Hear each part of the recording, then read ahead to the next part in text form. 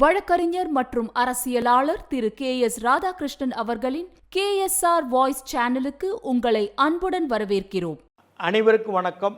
தெலுங்கானா ஆளுநராக இருந்த தமிழிசைக்கும் அண்ணாமலைக்கும் பிரச்சனையாகி அமித்ஷா சந்திரபாபு நாயுடு பதவியேற்பு விழாவில் தமிழிசையை எச்சரித்தார் என்ற செய்திகள் வந்தன. பின்பு தமிழிசையே என்னை அழைத்து தேர்தலை குறித்து பேசினார் என்றார். அடுத்த நாள் அண்ணாமலை போய் அவரை சந்திச்சுட்டு வந்தாங்க. ஆனால் ஒன்று சொல்கிறேன், தமிழிசை குமரியனந்தனுடைய புதல்வி. அவர் காங்கிரஸ்காரர். நாங்கள்லாம் காங்கிரஸில் இருந்தபோது அவர் கன்னியாகுமரியிலேருந்து நடைப்பயணமாக பிரச்சார பயணம் நடத்துவார். அவருடைய தியாகம் பெருசு தான், மறுக்கவில்லை. ஆனால் ஒரு சில செய்திகள் இங்கே சொல்லணும். பெரியவர் காமராஜர் தலைவர் ஒரு முறை கடலூரில் இளைஞர் காங்கிரஸ் மாநாடு நடந்தது. அப்போது குமரியனந்தன் இளைஞர் காங்கிரஸ் தலைவர். இங்கேருந்து போகிறோமே அந்த மைதானம், கடலூரில் இங்கேருந்து சென்னையிலேருந்து போகும்போது அந்த சென்ட் ஆன்ஸ் ஸ்கூல்னு இருக்கும், அதுக்கு முன்னாடி ஒரு மைதானம் இருக்கும், அங்கே தான் நடந்தது. எனக்கு நானும் போயிருந்தேன். கிட்டத்தட்ட அது ஒரு 50 வருஷம் ஆகிப்போச்சு இல்லையா, மங்களான்னு நினைவு. அப்படி போகும்போது இளைஞர் காங்கிரஸ் மாநாடு குமரியனந்தன் தமிழ்நாடே அங்கே திரண்டது. பெரியவர் காமராஜர் கிட்டத்தட்ட 50 வருஷத்துக்கு மேலே இருக்கும். அப்போது ஏதோ ஒரு தவறு நடந்து விட்டதுன்னு இந்த குமரியனந்தனை தட்டி கேட்டு நீ தள்ளிப்போ என்று சொல்லி அதே மேடையில் பசுபதி தனராஜ், எனக்கு நன்றாக தெரிந்தவர், காங்கிரஸில் முக்கியமான புள்ளி. இன்னைக்குள்ள காங்கிரஸ்காரங்களுக்கு தெரியாது. இன்னைக்கு எம்பியாக போயிருக்காங்களா 10 பேர் காங்கிரஸ். பசுபதி தனராஜ்னா யாருக்கும் தெரியாது. அவரை தெரிஞ்சவர் இன்னைக்கு வேணால் பீட்டர் அல்போன்ஸுக்கு வேணால் தெரிஞ்சிருக்கும், கோபண்ணாவுக்கு ஓரளவு தெரிஞ்சிருக்கலாம். பி சிதம்பரத்துக்கு தெரியறதுக்கு வாய்ப்பில்லை. அவர் காமராஜருக்கும் பி சிதம்பரத்துக்கும் சம்மந்தம் இல்லை. அவர் சி சுப்பிரமணியோட வந்தவர். இன்றைக்கி எம்பிகளாக போயிருக்காங்க இல்லையா, தெற்க விருதுநெல்லாம் ஜெயிச்சு போயிருக்காங்க இல்லையா, இவங்களுக்கு பசுபதி தனராஜ்னா யாரும் தெரியாது. உடனே குமரியனந்தனை மாற்றிட்டு அதே மேடையில் பசுபதி தனராஜை இளைஞர் காங்கிரஸ் தலைவராக நியமித்தார். இதெல்லாம் தெரிஞ்சுக்கணும். இந்த வரலாறு என்ன தவறு நடந்ததுன்னு எனக்கு தெரியாது. குமரியனந்தனை உடனே பதவியிலிருந்து நீக்கிட்டு பசுபதி தனராஜை போட்டார். இதெல்லாம் உண்மை. இன்றைக்கி அது சாட்சியங்களாக நெடுமாறன் இருக்கின்றார், SR பாலசுப்ரமணியம் இருக்கின்றார். அதேமாதிரி பீட்டர் அல்போன்ஸுக்கு அது தெரிஞ்சிருக்கும், அந்த மாநாட்டுக்கு வந்திருக்கக்கூடும். அதுபோக கன்னியாகுமரியில் முத்துக்கற்பன் கவிஞர் கண்ணதாசனுக்கும் பெரியவர் காமராஜருக்கும் நெருக்கமாக இருந்தவர் இன்றைக்கி உயிரோடு இருக்கிறார். இப்படியான ஒரு 10 பேருக்கு தெரிஞ்சிருக்கலாம். உடனே நீக்கிட்டு குமரியனந்தன் மேடையை விட்டு போய்விட்டார். அதே போல் தமிழ்நாடு காங்கிரஸ் கமிட்டி நிர்வாகிகளை நியமித்தார் காமராஜர். ராமச்சந்திரன் தலைவர், நெடுமாறன், திண்டிவன ராமூர்த்தி, தண்டாயுதபாணி, கலிவர்தன் இருந்தாரா இல்லையான்னு தெரியல, நினைவு. இவங்களெல்லாம் பொதுச் செயலாளர்கள் சாமனை. உடனே மதுரையில் இருந்த நெடுமாறனுக்கு தொலைபேசியில் குமரியனந்தன் தொடர்பு கொள்கிறார். இதெல்லாம் அவர் பெருந்தலைவருடைய நிழலில் என்ற நூலில் பதிவு செய்திருக்கார் நெடுமாறன். நான் எடுத்து கூட்டி சொல்லலை, பொய்யா சொல்லலை. அவர் புத்தகத்தில் எழுதியிருக்கார், எனக்கே தெரியும். ஆனால் ஒரு ஆதாரம் சொல்ல நம்மளை எவ்வளோ பேசுகிறாருன்னு சொல்லக்கூடாது இல்லை. அதே மாதிரி அவர் பதவி நீக்கும் போது இன்னார் இருந்தாங்கன்னு நான் சொல்லிட்டேன். பசுபதி தனராஜ் பதவி போட்டும்போது அவரை குமரியனந்தன் நீக்கும்போது பசுபதி தனராஜை நியமிக்கும் போது அதையும் சொல்லிட்டேன். SR பாலசுப்ரமணியம் நெடுமாறன்லாம் இருந்தாங்க, தெரியும் அந்த மேடையில். இப்படி இருக்கும் பொழுது நெடுமாறனுக்கு ஃபோன் பண்ணுறாரு. என்ன பிரதர், என்னைய பொதுச் செயலாளர் போடாமல் இப்போ பண்ணிட்டாங்களே, நீங்கள் தலைவர்கிட்ட சொல்லுங்கள், பெரியவர்கிட்ட சொல்லுங்கன்னு. உடனே நெடுமாறன் மதுரையிலேருந்து புறப்பட்டு மறுநாள் பெரியவரை பார்க்குறாரு. பெரியவரை பார்த்துட்டு சொல்கிறார், என்னங்க ஒரு அனந்தனை நீங்கள் பொதுச் செயலாளர் போட்டிருக்கணும் இல்லையா, ஏன் அவர் உங்களை சொல்ல சொன்னாரா, அவருக்காக பேசுகிறீங்களா அன்னு சொல்லிட்டார். பிறகு உடனே நெடுமாறன் தாமோதரன் இருந்தார். தாமோதரன் யாருன்னா அண்ணாமலை பல்கலைக்கழகத்தின் உடைய நிர்வாகியாகவும் செனட் மெம்பராகவும் இருந்தவர். காமராஜருக்கு ரொம்ப நெருக்கம். அவர் மலையாளி. ஒரு MLC-யாக இருந்தார்னு நினைவு. அவர் சொன்ன காமராஜர். பிறகு அவர்கிட்ட போய் நெடுமாறன் போய் சந்திக்கிறார். அவர் வீடு இங்கே இருந்தது, ஐயப்பன் கோயில் செட்டிநாடு பேலஸ் பக்கம் இருந்தது நினைக்கிறேன். நான் ஒரு தடவை போயிருக்கேன். நான் சொன்னேன், கேட்பாரா, கோவப்படுவாரே நெடுமாறன்னு சொன்னார். இல்லை நீங்கள் பேசுங்க அன்னு சொல்லி லாபி பண்ணார் நெடுமாறன். எனக்கு நல்லா தெரியும். அதே மாதிரி ராஜாராம் நாயுடுகிட்டையும் பேசினார். இந்த மாதிரி குமரியனந்தன் எங்களையெல்லாம் போட்டு அவர் விட்டுட்டீங்களே, எங்கள் சம வயசுக்காரரு, நீங்கள் அவரையும் போட வேண்டாமா அன்னு சொல்லி 2 நாள் தங்கியிருந்து மதுரையிலேருந்து வந்து அதுக்கு பிறகு தான் அவர் பொதுச் செயலாளராக நியமிக்கப்பட்டார் எல்லாரும் சொல்லி. அப்போது SR பாலசுப்ரமணியம்லாம் இருக்கிறார், இன்றைக்கி உயிரோடு இருக்கிறார். அப்படி தான் அவர் காமராஜர் மறுபடியும் அவரை பொதுச் செயலாளர் நியமிக்கப்பட்டார். அப்படி இருந்தும் அங்கே ஸ்தாபன காங்கிரஸில் நெடுமாறனோடு இணக்கமாக குமரியனந்தன் செல்லவில்லை. இதுக்கு நானே 2 சொல்கிறேன். நாங்கள்லாம் அவர் ஜனதா கட்சியிலேருந்து பிரிஞ்சு குமரியனந்தன் காந்தி காமராஜர் தேசிய காங்கிரஸ்னு போயிட்டார். 79 நாங்கள் காங்கிரஸ்லேருந்து நீக்கப்பட்டோம்.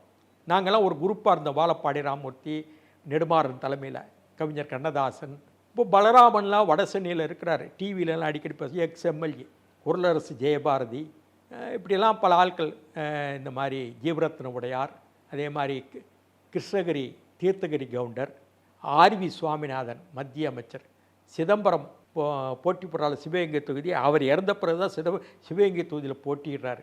அதுக்கு முன்னாடி ஒரு சட்டமன்றத்துக்கு சிதம்பரம் போட்டி போட்டார். அப்போ பழக்கருப்பையா ஜனதா கட்சி சார்பில் அவர் ஏற்று நின்னார், தோத்துட்டார். காரைக்குடியில் நின்னார், தோத்துட்டார். அது 77 கட்டன்னு நினைக்கிறேன். அப்போது சட்டமன்றத்தை போட்டு சிதம்பரம் தூக்கிட்டார்.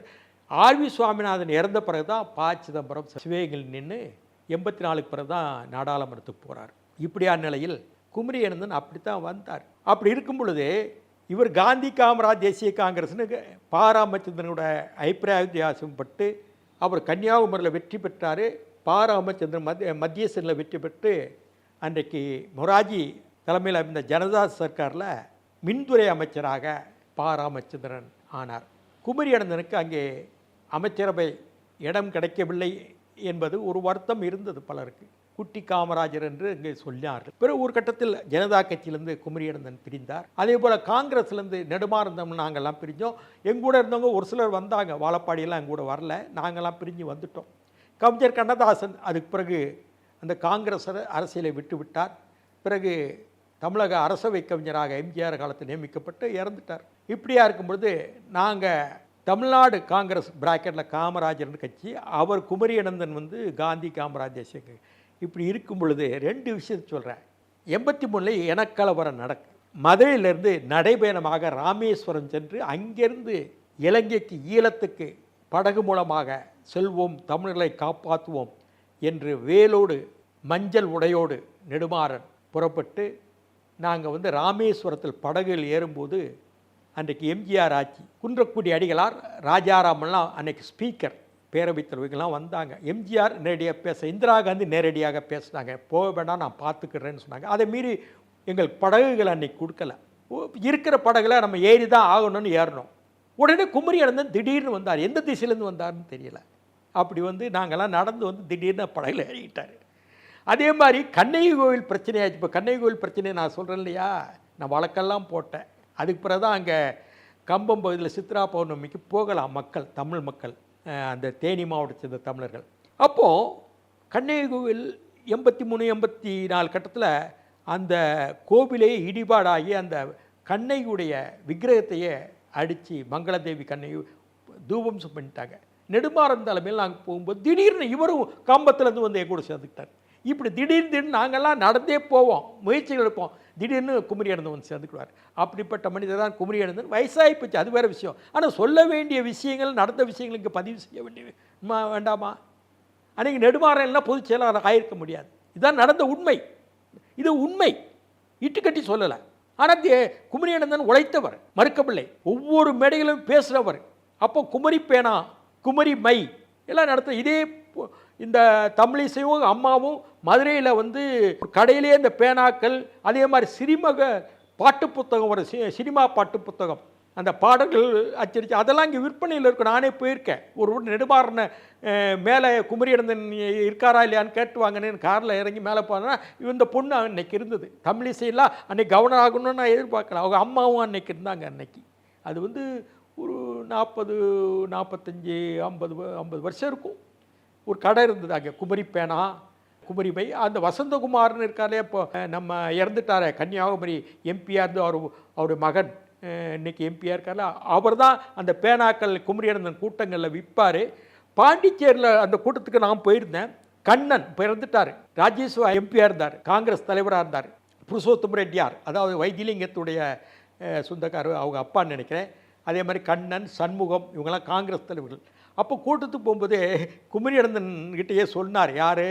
கண்ணன், என்னென்ன மொத்தமாக பேனா கொடுத்துருக்க, நானே பணம் கொடுத்துட்றேன், தம்பியை போய் இவ்வளவு விற்க சொல்கிறீங்களா, என்ன அர்த்தம்? அன்னைக்குலாம் சொன்னார். சரி, எல்லாம் பேனா, எழுதுகிற பேனா தானே, எழுதுறது எழுத்தாணி தானே அன்னு குமரி அனந்தன் சொன்னார் பாண்டிச்சேரியில். இப்படியெல்லாம் அந்த சம்பவங்கள் இருந்தது. இப்போது அவங்களுடைய மகன் இன்றைக்கி ஜனசங்கத்திலேயே, பாரதிய ஜனதா கட்சியிலேயே இன்றைக்கி 9 தடவை தேர்தல் நின்னாங்க, தோத்துட்டாங்க, கவர்னர் ஆயினாங்க. இன்றைக்கி இருக்கிறாங்க. இப்போ மறுபடியும் ராஜினாமா பண்ணிவிட்டு தென் சென்னையில் நின்னாங்க. மறுபடியும் அவங்க என்ன பொசிஷனுக்கோ என்ன கட்சியில் வரப்போகிறாங்கன்னு தெரியல. டெல்லி என்ன முடிவு எடுக்க போதில்லை. ஒரு மூத்த நிர்வாகியாக அன்றைக்கி இருக்கிறாங்க. இதெல்லாம் நடந்த சம்பவங்களுக்கு பதிவு செய்ய வேண்டும் என்று இதை வைக்கின்றேன். இப்போது தமிழிசையை பற்றி ஒரு விவாதங்கள் இங்கே தமிழ்நாட்டில் நடக்கிறனால இந்த கதையை சொல்கிறேன். இது யாருக்கு தெரியாத விஷயம். இப்போ நான் சொன்ன விஷயங்களுக்கெல்லாம் இன்றைக்கி சாட்சியாக இருக்கிறது நெடுமாறன், கன்னியாகுமரி நாகர்கோவில் முத்துக்கருப்பன். அவர் குமரி மாவட்ட இளைஞர் காங்கிரஸ் தலைவராக இருந்தார். அவர் ஒரு மாநில இளைஞர் காங்கிரஸ் தலைவராக போடணும் அப்படின்னு சொல்லும்போது ஜெகவீரபாண்டியன் மாநில இளைஞர் காங்கிரஸ் தலைவராக போட்டாங்க. தஞ்சை ராமமூர்த்தியோட இருந்த நண்பர். அதே மாதிரி பீட்டர் அல்போன்ஸ் இருக்கிறாரு, எஸ்ஆர் பாலசுப்ரமணியம் இருக்கிறாரு. இப்படியான ஆட்கள் இதுக்கு நான் சொன்னதெல்லாம் இட்டுக்கட்டி சொல்லலை. இன்றைக்குள்ள அரசியல் தலைவர்கள் யாருக்குமே இப்போ ஸ்டாலினுக்கோ வைகோபாலசாமிக்கோ இல்லை கம்யூனிஸ்ட் பாலகிருஷ்ணனுக்கோ முத்தரசனுக்கோ இந்த விஷயங்கள்லாம் தெரியாது. இப்போ எங்கள் மாதிரி ஆட்கள் சொன்னா தான் வெளியே தெரியும். அவங்களாம் அவங்களுக்கு பழைய 50, 60, 70 விஷயங்களை தேவையில்லைன்னு நினைக்கிறாங்க. வரலாறு இல்லைன்னா அரசியல் இல்லைங்க. வரலாறுல இருந்து தான் அரசியல் வருது. புவியியல் வரலாறு ரெண்டுமே அடிப்படை அரசியலுக்கு. வரலாறையும் புவியியலையும் ஒதுக்கிட்டு அரசியல் இல்லை என்பதை முதல்ல புரிஞ்சுக்கணும்.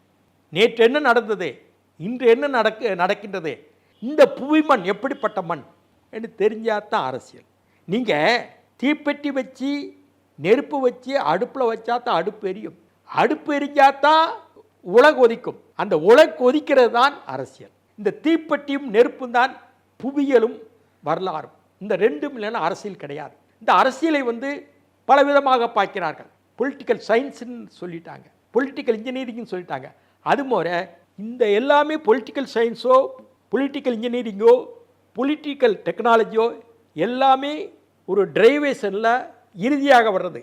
இதுக்கு முன்னாடி வரலாறும் புவியியலும் இருந்தால்தான் அரசியல் வெளிப்பாடு. அதுக்காக இதை பதிவு செய்கிறேன். ஏன்னா இந்த விஷயங்களை நாளைக்கு யார் சொல்கிறதுக்கு தயாராக இல்லை. எங்களை போன்ற ஆட்கள் பார்த்த ஆட்கள் சொல்ல முடியும். இதில் எந்த பொய்யான விஷயமா சொல்லலை. இது அவ்வளவு உண்மை, நடந்தது உண்மை. இதுக்கு இன்றைக்கி இதோட உயிரோடு இருக்க சாட்சியங்கள் பேரை இங்கே பதிவு பண்ணியிருக்கு, கேட்டுக்கொள்ளுங்கள். நன்றி, வணக்கம். சுவாரஸ்யமான பல அரசியல் தகவல்களுக்கு இணைந்திருங்கள் KSR வாய்ஸ் சேனலோடு. நன்றி, வணக்கம். KSR வாய்ஸை சப்ஸ்கிரைப் செய்யாதவர்கள் உடனடியாக சப்ஸ்கிரைப் செய்யுங்கள். அருகில் இருக்கும் பெல் பட்டனையும் கிளிக் செய்யுங்கள். நாங்கள் போடும் வீடியோக்கள் உங்களுக்கு உடனுக்குடன் வந்து சேரும்.